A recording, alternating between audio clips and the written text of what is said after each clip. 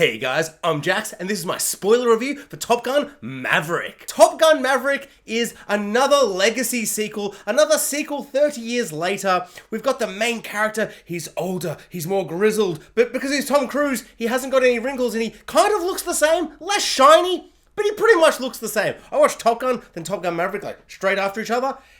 He has aged so differently compared to any other actor in this kind of legacy sequel thing. But is it a good legacy sequel? Is it one too many? Well, I mean, I saw Scream 5, but it's just called Scream, and I was like, this feels like the capper to legacy sequels. Like, it's having fun, it's satirical, it's satirizing them, it's having a bit of fun with it all.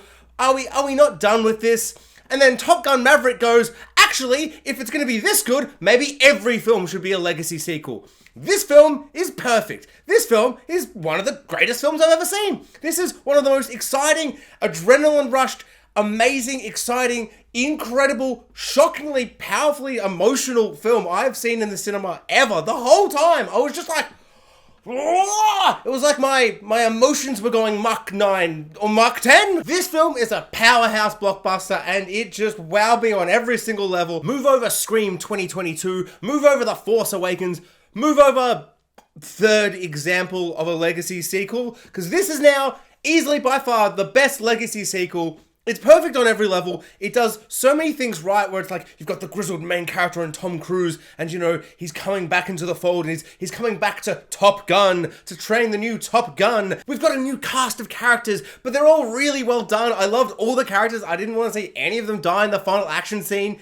I was just so kind of connected to them all. They had a really great camaraderie. Like, as soon as they're all in the bar, and they're all playing pool, and they're all like, ooh, we're macho army pilot guys. We've got our cocky Maverick Tom Cruise character, and then we've got the Iceman character who is played in this by Goose's son, and the connection between Goose's son and Maverick in this film is incredible. My one kind of critique of the original Top Gun would be that Goose's death isn't kind of as emotional as I thought it might be, because I kind of knew it happened in the film, and just rewatching it, it's kind of like, I don't know, it doesn't really kind of hit, and it doesn't kind of, we don't sit with it for very long, and then he's kind of he's sad in the bar, but then he's like, well, I best get back to Top Gunning and be the Maverick guy. Whereas in this, the entire film centers around him training this team, this group of kids to go do this crazy Mission Impossible-esque kind of mission that they are totally not cut out to do, and they've never done anything like this before, and he cannot have any one of them die. He cannot have them die because of Goose dying. And it's just really satisfying, really emotional. There's a really powerful performance from Tom Cruise. He's really broken from this experience. And then Goose's son, Rooster, is also a little chicken kind of named character. And he's just resentful of Tom Cruise and Maverick. And it's just, I don't know, a really, really great performance. It's a really great kind of coming together, and they don't like each other at first, and then the final action scene where they both get in a plane together, which is super Mission Impossible. They're all running through some kind of, I don't know, Serbian airbase, whatever the hell they are, and getting in the plane together, and it's an old plane from the past, and it's just it's so good. This film so cleverly utilizes aspects of the first film. With the first scene, just opening credits, is just almost like a shot-for-shot remake, and it's even lit and feels the same as the original movie. New Iceman and Maverick, Rooster and Hangman, they do the same thing at the end. We're we're actually buddies now, and we respect each other, and they do that clench thingy, exactly the same as the first film. Instead of a bunch of very muscly, shirtless men who are all golden, also everyone in this movie, just super golden. Just the tans they have on are just crazy. Just everyone's so golden. But instead of playing volleyball, the classic volleyball scene, they couldn't touch the volleyball scene. They're that's too iconic. That's the most iconic moment in cinema, one might argue. I would argue. But instead, they're playing rugby or American football, or I don't know, the one where they throw the thing. I don't know. I watch football, Australian football, AFL. So I don't really know what game it was, but it was one of the rugby ones. It was the classic American rugby one, but they were throwing and they're doing things and they're running about, and it was just a delight. What was more of a delight than seeing a bunch of 20-something, 30-year-olds who are all chiseled and ripped and all abs and all gold and they're all running about, was seeing Tom Cruise there, who's literally 59 or something crazy. He's pretty much, he's 60 years old, and he's just ripped. I know he's ripped, but when you see him next to all these other people and you're he's more ripped than the ripped guy who's in the movie just to look ripped. Crazy stuff. He's so jacked, he's so fit. It's oh my God, he must put in just so much effort. I cannot fathom it. Goose's son, Rooster's even playing the song for the one time they played that song. And they do these little things that are like, they just work so well. They're so kind of cleverly put in there where it doesn't feel kind of over the top and kind of like, oh, yep. He said the line from the movie. Do you remember Top Gun? I remember Top Gun. It felt like always rooted in character, and sometimes like the handshake thing, it's like, hey, they did the handshake like the other guys. But this is a legacy sequel. They're the new characters and they're coming together, and it's, you know, having that mirrored kind of arc. And it's just, those moments are really, really nice. Whereas like he's playing the piano, he's singing that song, and it's tragic and brutal. And Tom Cruise just watches out the window and he's like, oh my God, my best friend played that song and he died because we were fighter pilot men together, and he's there and he hates me and he's playing piano because he remembers his dad. And it's just beautiful and kind of heartwarming and tragic. It's very, very good. So I was surprised on a rewatch of Top Gun, or maybe the first time I fully watched it all in one. I don't know, I knew all the plot points, but I feel like I hadn't sat down and watched it as like an adult man who could understand the film. The dogfighting and the ships and the planes all going, all that stuff, all like the fighter pilot stuff was all really, really good. Like I was surprised by how good it was. And then this film is like, oh, this will be the greatest action sequences you've ever seen in your life. And you'll just see people just fly around doing training exercises, building up to the big mission at the end, and it will be the most exciting, just jaw just dropping, I don't even have words for it. It was so incredible. The adrenaline rushing through my body as I watched these scenes, like the characters are like, they're going up a thing and they're like, your brain will mush into your spine because of the gravity, and you're going so fast and all these other piloty words or whatever. And I'm like, I feel like that watching it in a cinema. The sound was amazing. The jets looked incredible. It all looked real. Like, I know that Tom Cruise is like, I learned how to fly a fighter pilot's jet thingy and I can fly them now. Surely it's not all him. Surely it's not all the actors. So there must be green screens or trickery or things like that. It's flawless. It's flawless. This movie just looks real. There's a couple of missiles and things towards the end.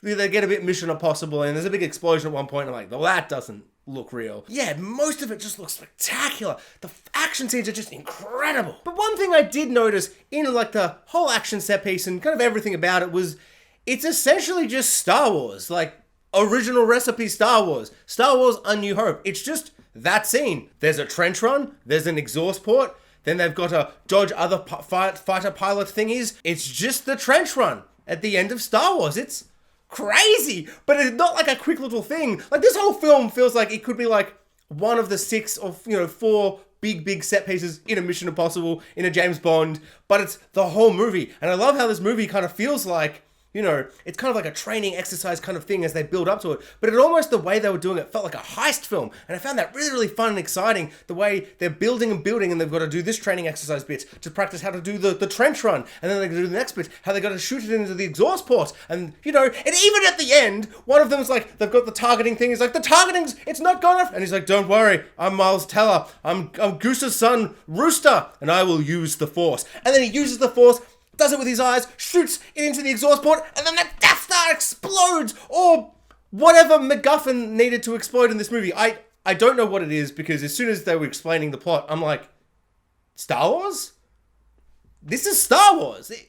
It's crazy they've just done Star Wars. Like, I'm not saying it's a bad thing, but it's like, the whole movie is like, we've got to do these 3 training exercises to do a trench run, like in Star Wars, shoot an exhaust port, like in Star Wars, then kind of, you know, there's an extra bit of like, go very high and don't hit a cliff, which I guess isn't Star Wars. In original Top Gun, the whole film was kind of like training exercises and getting ready to, who's the Top Gun, and, you know, practicing and crafting their skills and all just training exercises, and then there's a big showdown right at the end. This film essentially does that, where it's all training stuff, you know, and there's no like kind of life or death, except there kind of is, because it's so tense and intense what they have to do, and one of them blacks out and almost crashes, and, you know, it's still just crazily like suspenseful and just action-packed and amazing and just like awe-inspiring as well. Like, this film is just so awe-inspiring. But what this film can kind of like do that kind of builds off that idea of what Top Gun is it goes, we'll do all that, but we'll set off from the get-go. There's a mission to be done. So all the training exercises are all building up. And the way it feels like a heist film is like, there's 3 parts to it. And so we see those ways. Like in a heist film, they're like, we've got to get into the bank and the guy's going to do a flip and do the thingy and we're going to do the thing. Then you turn the thing off and the thingy happens and the other thingy happens. And you see it all play out. And then when it actually happens, oh no, something goes wrong. And, you know, hijinks ensue and blah, blah, blah. Well, this is essentially that, but it's Star Wars, but it's Tom Cruise in a Top Gun sequel. It's a crazy combination of things. The opening scene with Tom Cruise in this movie is just jaw-dropping, awe-inspiring, incredible filmmaking. He's like taking a fighter pilot, jet pilot thing. I don't know what the hell they're called. Plane. He's taking the plane to like Mach 10. He's like, I'm like an ancient old relic of the past. I'm a man flying these things. And they're like, we need drones. We want drones. And there's this really kind of meta kind of subtext to it all where Tom Cruise is sitting there being like, it's all going to be practical effects. I mean, I don't know. There's probably more visual effects in this than, it then meets the eye. But he really feels kind of like a Christopher Nolan kind of a director, a Tarantino, where they're just kind of like, or like Tom Cruise isn't making the film, but I feel like he makes films now and makes sure that they're doing this around him, that it's as practical as it possibly can be, to the point where he's like, I'm flying this plane, baby. I don't care if I crash and die making this movie. I'm flying this plane. I'll learn how to do it. I'm crazy. It's just, I love him so much. It's such an awesome... I just love how much he loves movies. It makes me love him in the movies that he's... It's an exciting thing to be a part of. And it's just this crazy meta thing where we're like, you're too old, Tom Cruise. You're an old relic. And this film almost feels like this old relic of cinema where it's like, I love a big CGI Marvel film, like as much as the next guy, if not more. But it's kind of crazy to see this film and to be like, I don't know. I left this movie just being like, this is cinema, which sounds so pretentious and lame and ridiculous to say out loud. But honestly, this is one of the craziest, most amazing cinema experiences I've just had in so long. It just felt so real and powerful and just crazy. Like, it was just like, oh my God, these guys are like flying these jets. Like, it just felt so insanely real to a point where like, I was just on the edge of my seat for the whole movie. Like, not for a second did I felt like I didn't blink for 2 hours. I loved the romance plot. It's a bit cliche and generic and stuff, but it was just nice to see 6-year-old Tom Cruise get to kiss a woman again. I feel like he doesn't get to be romantic and sexy anymore. In the first Top Gun, he's sexy, he's charming, he's charismatic. He's 24-year-old heartthrob Tom Cruise, and there's such a kind of, romance subplot. And it was good they didn't get rid of that because he's 60. I really appreciated that. I thought all of that was really, really nice. Although one scene in that, he's at the bar, and the bar lady who is his, his girlfriend in the movie, like his love interest, and she's got this thing where she's like, ring-a-ding-ding, I'm ringing the bell, you've got to buy everyone a shot because your phone's on the bloody bar, what? Just the idea of someone buying every single person around in a bar is just crazy, but for putting your phone on the bar, that's crazy. There could be 200 people in there, everyone's buying a pint, what? Oh, I'll be modest and say the pints are $10. 200 people, $10. That's lots of money. That's way too much. Sure, I'll pay for everyone's beer, but then I'm going to have to sleep on someone's couch for the next 3 months because I can't afford rent because I bought you all one beer. Buy your own beers. This rule is ridiculous. Miles Teller is fantastic in this movie. Him as Goose's son is really, really great. I loved his performance. When him and Tom Cruise at the end team up, he's like, I saved you. No, I saved you. And they do a bit of a push and shove, and it's not kind of the ending we thought. When they're on the ground, I was just like, oh my God, this film's got an extra part of the third act I just didn't see coming. This is awesome. They've done the mission, they've done the heist, but now they're on the ground. They're doing a mission impossible. And then they got to get into an old fighter pilot, and it's old. And he's like, it's so old. And Tom Cruise is like, it's not that old. I mean, we're not that old. I'm not even 60. 59. I'm going strong. And they get to team up and they fly about and do more flying shooty stuff. It's so good. This film is it's perfect. I'm saying it. It's a masterpiece. But a film is amazing, and just so you know, is as good as everyone's raving about when a random guy next to me getting up, walking past, and he's like, what'd you think? Bloody amazing, right? And I'm like, it was bloody amazing. It was really bloody amazing. I've never had a stranger in a movie ever just ask me, what did I think of the movie? And then go, it was the best thing ever. It was crazy. I was like, oh my God, that's awesome. It's the type of film that just kind of, the energy and the excitement and the filmmaking, just ferocious power and just kind of adrenaline of oh, it's so good. It just kind of stayed with me. I'm driving home, the light's red and it goes green. I'm oh, I'm going to go as fast as possible.